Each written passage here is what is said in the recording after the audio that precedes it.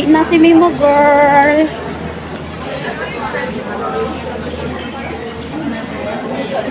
Uwi na po ang Mimo girl mo. Ito pa yung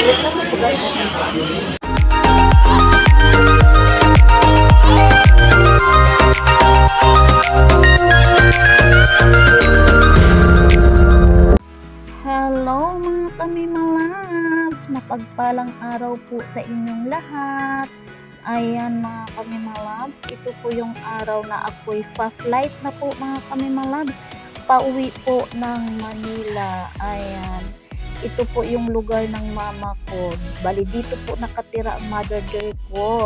Ayan, hello po. Shout out po Pulumulok Gaisano Mall of Pulumulok South Cotabato, shout out po. Ayan, bali dito po nakatira ng mga kamimalabs ang ating mother dear. Nasa Pulumulok po siya nakatira. Ayan, ito pong kalsada na binabaybay po namin mga kamimalabs, ito po ay patungo po ng downtown of City of Jensan. Ayan, iikot lang po muna kami saglit dito sa main terminal po ng Pulumulok South Cotabato po mga kamimalabs. Dito po yung dito po yung terminal ng mga UB Express, ayan, mga bus. Ayan, bumabiyahe po yan sila mga kamimalabs sa ang dako man dito sa Mindanao. Ayan. Napakaganda po ng nila, lugar po nila dito. Unang-una po ang nagustuhan ko po dito, malinis, tahimik po, yung mga tao dito mababait po sila. And then pag namalingki ka po dito, mura lang po yung mga bilihin dito, tsaka walang nangdadaya dito ng timbangan mga kamimalabs. Kahit saang sulok ka dyan paikot-ikot, may mga timbangan po dyan ng bayan. Ayan, maganda po dito mamamalingki, presko po talaga yung mga bilihin dito, tsaka murang-mura lang. Tsaka napakalinis ng lugar nila, wala kang makita mga basura dito mga kamimalabs, pakalat-kalat. Nakasegregate po yung mga basura nila dito ng maayos. Ayan, thank you so much Pulumulok South Cotabato. Ayan, ako'y magpapaalam na sa inyo. Bye-bye po sa inyong lahat mga kamimalab. Shout out Pulumulok South Cotabato. Thank you so much. Ayan, habang ako'y nagbibideo mga kamimalab, hindi ko po maialis sa sa isip ko yung nararamdaman ko habang tinitingnan ko po yung pamilya ko sa camera. Ayan, nakikita ko po sa mukha nila na may lungkot, pero ako tinatatagan ko po yung loob ko mga kamimalabs. Hindi po ako nagpapakita sa kanila ng lungkot. Saya po ang pinapakita ko sa kanila. Kahit alam kong parang kinukurot na ng bonggang-bongga ang aking puso, pinipigilan ko po yung luha ko na na wag pumatak, wag tumulo. Ayoko po makita ng pamilya ko na malungkot po akong aalis, kasi gusto ko po pag ako'y babiyahe papuntang pauwi ng Manila, ayoko po silang makaramdam ng lungkot. Ayan, thank you po kay kuya, kung sino ka man kuya, maraming salamat sa'yo. Ayan, siya po yung pinakiusapan po ng aking hipag na si Nora na maihatid po ako sa airport. Ayan po ang aking mother dear. Hindi ko po halos matingnan sila kasi nakikita ko po talaga sa mukha nila mga kamimalabs na may lungkot.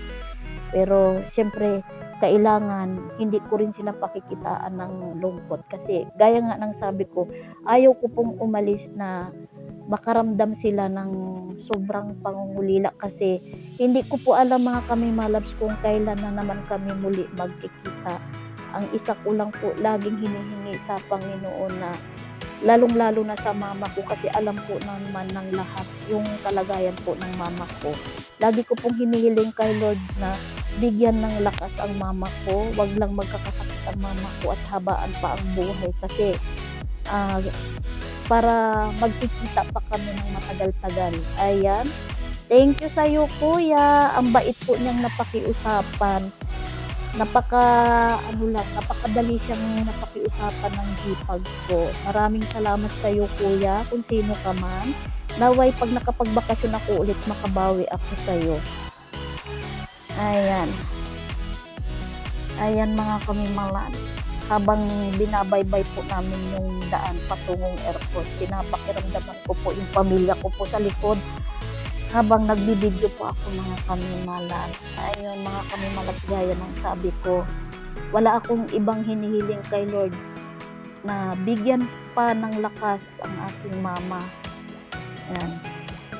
At mahaba-habang buhay para pag nakapagbakasyon ako ulit, ayan, magkikita pa kami, magkakasama kami. Bagamat may kulang na sa pamilya namin mga kamimalabs, pero talagang ganun ang buhay. Wala namang pong uugat dito sa mundo eh. Ayan, kung sino na lang yung nandyan, tuloy lang ang buhay. Huwag papaapekto sa lungkot. Laban lang sa hamon ng buhay. Ayan mga kamimalabs, ang ganda po ng National Highway nila dito. Napakaluwag talaga mga kamimalabs, napakaaliwalas, napakalinis. Hindi katulad po sa Maynila mga kamimalabs. Alam naman natin ng lahat, no? Ang kalsada po ng Manila is napakasikip, napakainit, napakausok gawa po ng mga sasakyan, di ba? Dito po sa Jensan mga kamimalabs, napakahayahay po ng kalsada dito. Ayan, medyo nilihis ko lang po yung camera mga kamimalabs kasi may chip wen. Ayan, for checking. Ayan, chinecheck lang po kami mga kamimalabs kaya nilihis ko pansamantala yung camera. So ayan, nakalusot na kami mga kamimalabs. Ayan, kakanan na po kami mga kamimalabs. Yung diretso po papunta po yan ng downtown. So ayan mga kamimalabs, kakanan na po kami. Ito pong pakanan po na binabaybay po namin mga kamimalabs. Ito na po yung patungo po mismo ng airport. Ayan mga kamimalabs, napakaganda po ng daan po nila talaga dito. Pag kayo po ay napasyal po dito sa Jensan, ayan, hayahay po ang daan mga kamimalabs. Hindi po kayo mahihirapan sa pagbabiyahe. Kasi napakaganda po ng kalsada nila dito at napakaluwag, wala pong traffic. Tapos ang bait po ni Kuya kasi napaka-smooth lang po niyang mag-drive. Hindi po siya katulad ng ibang mga driver na bara-bara pong magpatakbo. So dahan-dahan lang po siya nagpapatakbo mga kamimalabs ng sasakyan. Mga kamimalabs, mayroon po akong ipapakita sa inyo na sa part po ng kaliwa. Ayan, ito po pinaka-sentro. Ayan yung kaliwa, pinaka-sentro po ng Jensan. Ayan, may ipapakita po akong video. Ang ganda tingnan sa gabi. O ayan, di ba mga kamimalabs, ang ganda po niyang tingnan sa gabi para ka pong nasa ibang mundo. Mas maganda siyang tingnan mga kamimalabs sa gabi. Pag sa araw po, hindi po siya masyadong kita pag sa araw. Pero pag sa gabi mga kamimalabs, ganyan po kaganda pag nakita nyo sa personal. Ganyan po kaganda po ang matatanaw nyo po sa sentro po ng Jensan. O di ba mga kamimalabs? Ayun, di ba mga kamimalabs, ang saya. Ayan, pinakamalaking ilog po Jensan, Silway River. Ayan, medyo malapit na tayo, no mga kamimalabs, sa ilang sandali na lang mga kamimalabs sa airport po kami. Ayan ang aking pamangkin na si Crisel, kaway ng kaway lagi sa camera. Ayan si Mother Dear, yung nasa pinakalikod, ang aking tiyahing. Yung nasa likod po ni Mama sa pangalawa, yan po yung hipag ko, si Nora. Yung pangatlo po sa likod, yan po si Auntie Sipin. Ayan, ang hipag po ni Mama. Etong batang lalaki po, anak po nung driver ditong sasakyan. Diba? Yung pamangkin ko po nakakatuwa po. Kasi alam nyo ba mga kamimalabs, hindi pumasok sa school ng 3 days. Ayan. Thank you po sa iyo Kuya. Shout out po. Naway po'y magbakasyon ako muli. Magkikita po tayo ulit. At naway makabawi po ako sa iyo Kuya. Maraming salamat. Hindi niya kami siningil ng mahal. Mura lang singil niya sa amin. Ayan. Ito po yung pinaka main main gate po ng airport. Ayan mga kamimalabs. BCC. Sandaling segundo na lang po, sandaling minuto na lang po kami po ay maghiwalay na po ng aking pamilya dito sa airport. Nakakatuwa mga kamimalabs kasi Yung pamangkin kong si Crisel, alam mo ba yung 3 araw hindi pumasok sa school kasi inaabangan talaga niya ako, binabantayan niya talaga ako kasi gusto po niya talagang sumama sa airport, gusto niya pong makakita po sa airport kasi never po siyang nakapasyal sa airport, never po siyang nakakita kung anong itsura po ng airport. Kaya ayan po mga kamimalat, natupad po yung dream niya na makasama paghatid sa akin sa airport. Ayan na po mga kamimalabs, nasisilayan na po natin mismo ang airport. Tapos dito sa part na to mga kamimalabs, bigla po talaga akong napahalakhak, kaming lahat napatawa kasi nagbiro si mama sa apo niya na may hahalikan dito yan, may hahalikan daw dyan sa main entrance ng airport. Kasi nga, excited po talaga yung pamangkin ko na makapasyal po sa airport. Gustong-gusto niya talaga makita kung anong itsura ng airport, kung ano ang itsura ng eroplano sa personal, paano lumapag, paano lumipad. Kaso mga kamimalabs, nakakalungkot kasi sabi ko, hindi nila ako makikita pag ako'y sumakay na sa eroplano kasi lahat po nakabako din, hindi nila ako masisilayan at saka napakahabang oras pa mga kamimalabs kasi 11 o'clock kaming nakarating dito mismo sa airport. Ang flight po is 1 o'clock kasi 2 hours pa yung aantayin ko. Sabi ko sa kanila umuwi na lang sila kasi ayaw ko silang mag-antay ng matagal bago ako makaalis dito mismo sa airport kasi si mama ko iniisip kasi may kapansanan yung mama ko at saka napakainit, so bawal mapagod si mama ko kaya hindi nila ako nakita sa pag-alis ko. Hanggang doon lang sila mismo sa bungad ng main entrance ng airport. Kaya sabi ko sa kanila, umuwi na lang sila, wag na nila antayin yung pag-alis ko po. Kasi napakainit, katirikan po ng init, tanghali po kasi tapat. Kaya ayun, umuwi na lang po sila. Ayun, bali nagtatawagan na lang po kami sa cellphone. Ayun mga kamimalabs, kasi hindi po pwedeng mag-antay po sila ng matagal kasi total hindi naman nila makikita yung pagsakay ko sa aeroplano kasi nakabakod po lahat. Ayan. Tapos dito sa part na ito mga kamimalabs, nagulat ako, may 3 pong porter na lumapit. So hindi ko alam mga kamimalabs na kung tama ba yung pagkasabi ko, kayo na lang po magkukurik. Sabi ko, ako na lang magbibitbit ng bagahe ko kasi total kaya ko naman magaan at saka may cart naman. So napakabait po nila mga kamimalabs no. So nandoon na rin po yung awa ko sa kanila. At saka hindi sila nagpresyo. Sabi ko pa nga sa kanila, wala akong pambayad sa kanila at malayo pang uuwian ko. Sabi nila sa akin, kahit galing na lang daw sa puso. Ayun, binigyan ko po sila ng konting halaga mga kamimalabs. So masaya naman sila doon sa binigay ko. So napakabait. So hindi ko nakuha yung mga pangalan nila, mga kamimalabs ko, makikita nila tong vlog ko. Thank you sa inyo mga kuya, shout out po sa inyo, napakabait niyo po sa akin. Kahit sinabi ko sa inyo na wala akong pambayad, yan. Nagbiro ako sa kanila, wala akong pambayad. Pero sa maliit po na halaga na binigay ko sa kanila na nagpasalamat sila at tuwang-tuwa mga kamimalabs. Tinulungan po nila ako doon sa bagahe ko. Check-in na ako mga kamimalabs.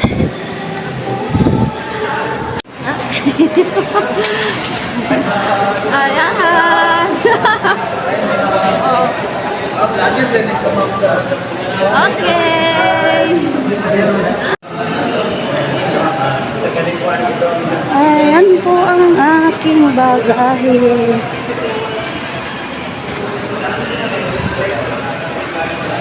Pinsan.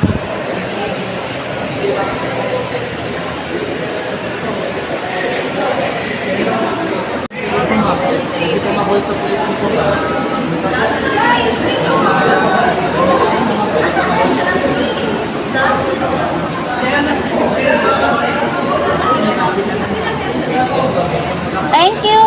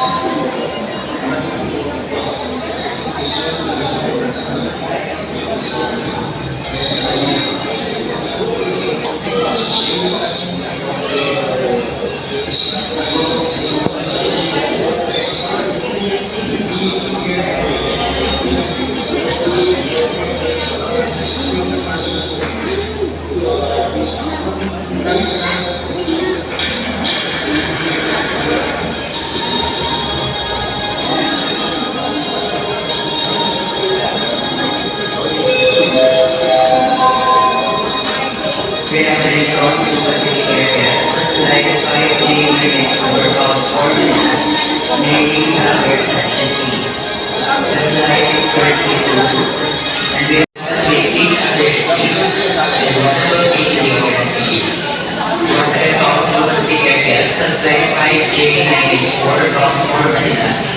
The flight is currently full, and we can accommodate the order fees for your guests.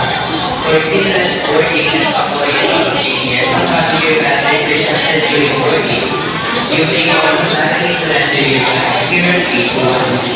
Please you right to the room that allows for maximum convenience and happiness. One of the repeat identity and one of the keeping your fee. Thank you for your cooperation.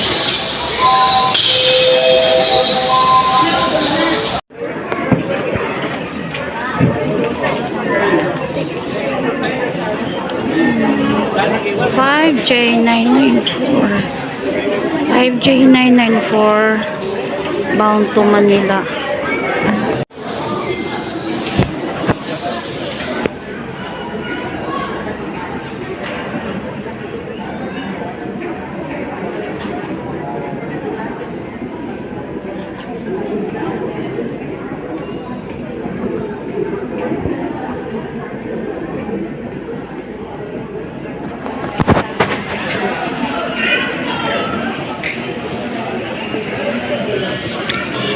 Boarding na po mga kamemawabs.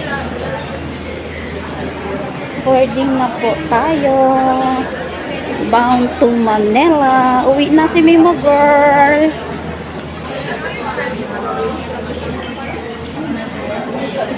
Uwi na po ang Mimo girl nyo. So, ayan mga kamemawabs. Pasakay na po kami ng eroplano at eto, ayan, buti na lang mga kami malab gumanda po yung panahon sa awa po ni Lord kasi ilang araw din po mga kami malab ulan po ng ulan dito, walang tigil po yung ulan kasi may low pressure po mga kami malab. So ayan, nakapila po kami mga kami malab pasakay po ng eroplano. So sa ilang sandaling minuto po mga kami malab, nasa loob na po kami ng eroplano. So ayan, medyo mahaba-haba pa yung lalakarin namin. Ayan po yung eroplano na sasakyan po namin pauwi po ng Manila. So malaki po mga kami malabs no yung eroplano. First time ko po mga kami malabs na sumakay sa Cebu Pacific Airlines na malaki po mga kami malabs. So let's see kung ilan po yung upuan no mga kami malabs. Kasi malaki po talaga siya mga kami malabs, malapad po. Ayan, thank you Lord. Maaliwalas po yung panahon. So nawala yung pangamba ko. So dininig po ni Lord nyo nung panalangin po natin mga kami malabs na pagandahin po niya yung panahon kasi magpa-flight na po ako pauwi ng Manila. Nandun po yung kaba ko kasi wala po talagang tigil yung ulan dito mga kami malabs. So ayan, Tanghaling tapat po mga kami mga loves, 12:30 in the afternoon. Ayan, napakatirik po ng sikat ng araw. Sobrang po. Pero kahit mainit po dito mga kami mga loves, maganda po yung hangin kahit papano. Ayan, thank you Jensan. Bye-bye Jensan. Ayan. Yun, napakaganda po ng panahon mga kami mga loves. So, bagamat hindi na po nasisilayan ng aking pamilya yung pagsakay ko po sa eroplano kasi nasa bahay na po sila mga kami mga loves. Pinauwi ko na po sila kaganina pa kasi ayaw ko na po silang mag-antay ng matagal kasi napakainit po, kawawa po yung mama ko. Hindi po siya pwedeng mabilad po sa araw ng matagal kasi po may diferensya na po siya sa katawan. So, ayan mga kami mga loves, ilang sandaling minuto na lang nasa loob na po tayo ng eroplano mga kami mga loves. Kaya, see you Manila. Yan. And bye-bye, Jinsan. See you sa mga susunod kung may pagkakataon po na makapagbakasyon po ulit. Makapasyal po ulit dito sa Jinsan. Ayan mga kami mga konting-konting kimbot na lang po. Nasa loob na po kami ng eroplano. Napakadami po namin sasakay no mga kami mga loves. Maraming beses na po ako sumakay po ng eroplano po mga kami mga loves. Pero first time ko po ngayon na sumakay ng eroplano na malaki po talaga siya.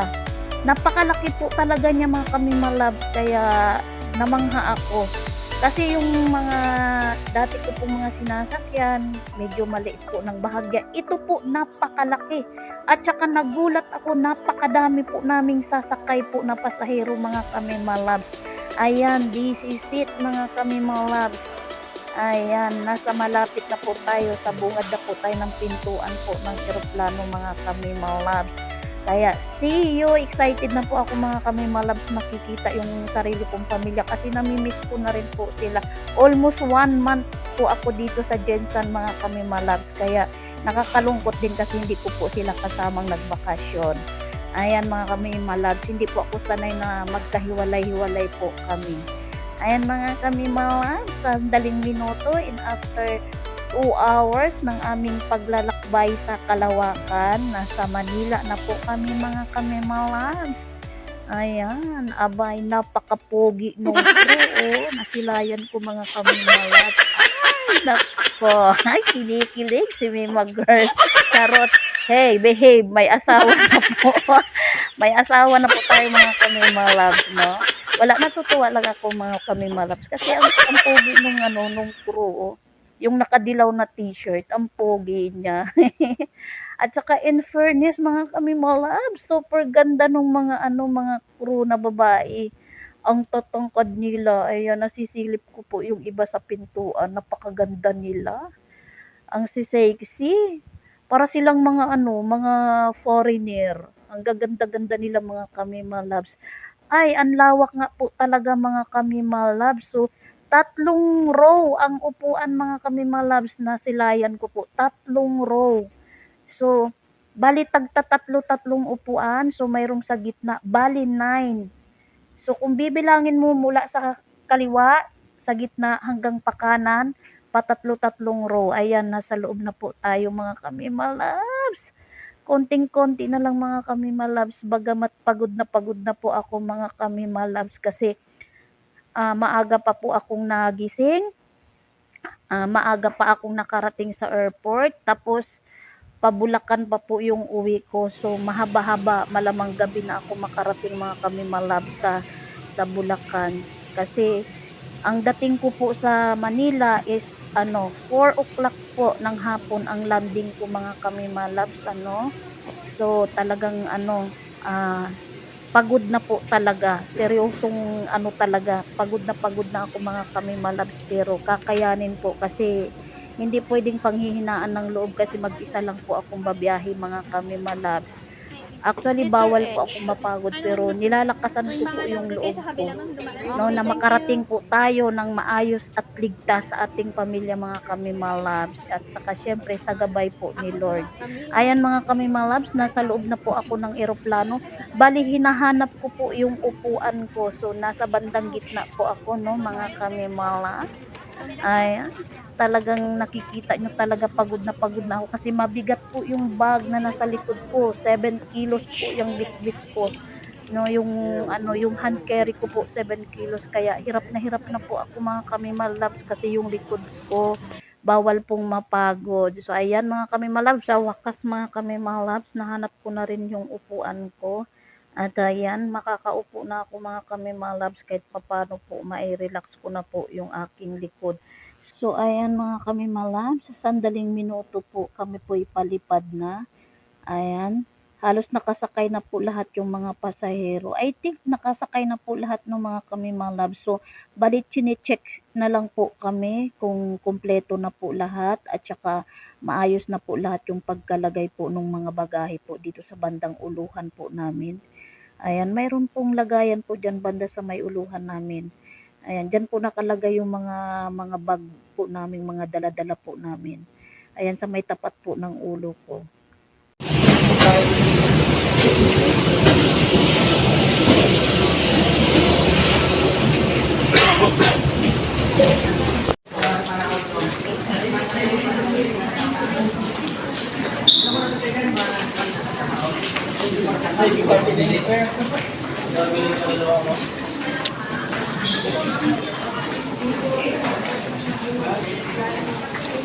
Ayan, kalalapag lang po natin mga kamemang labs. Ayan, nandito na po tayo ulit mga kamemang labs. Nakauwi na po ako sa Manila. Thank you Lord. Nakalapag po ng maayos at ligtas. Ayan po. Back to reality. Ayan. Dito na ang mema girl nyo. Nakauwi na ulit ng Manila. Ayan po mga kami-malabs.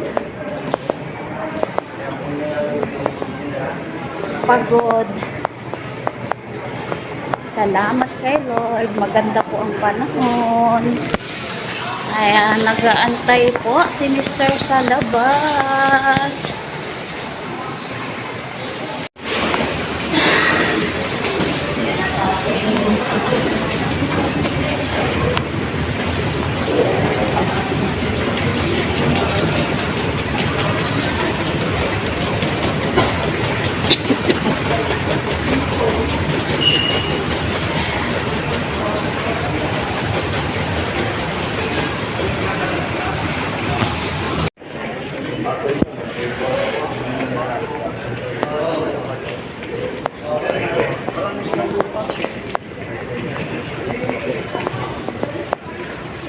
Kukuha po tayo ng luggage. Yan, papunta pa po ako doon mga kami-malabs sa ano. Kukuhain ko po yung bagahe ko.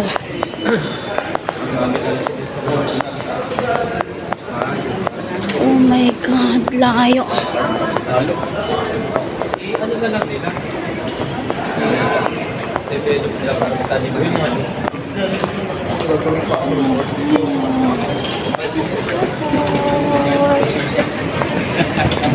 Parang may parang pa.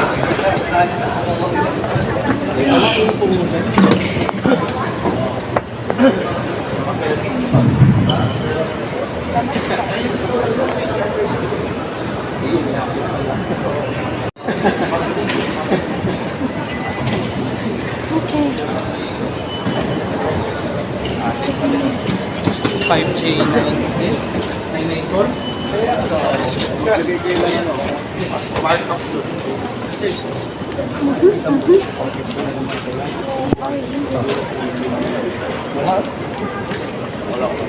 Hala.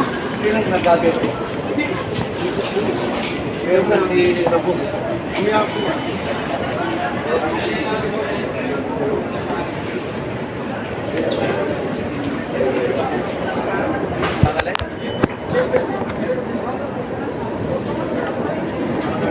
Po tayo ng cart mga kami-malabs.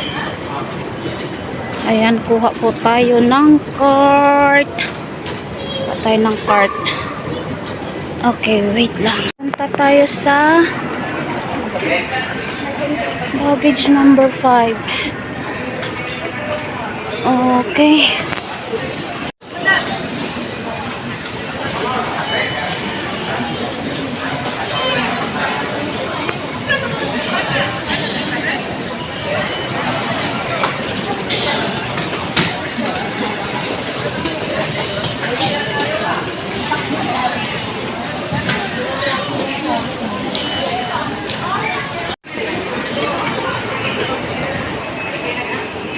Ay, nahinto pa. Ano to? Ay!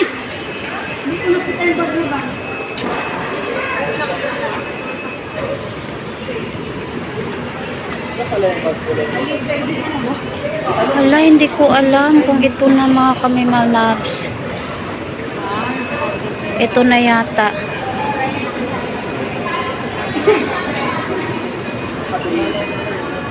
Ayan, ito na nga mga kami malabs. Ito na. Ito na, thank you Lord. Nandito na yung isa kong bagahe. Salamat.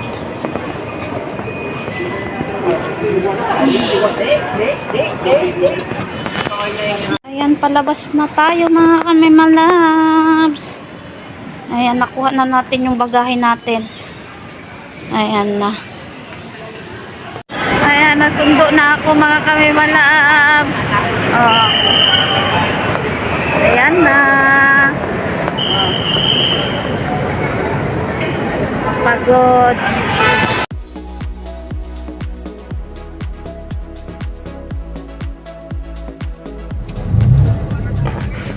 Basta pagkabalik mo, kumpleto lahat. Wala tayong, basta pagbalik mo kako, kumpleto lahat. Walang problema. Baka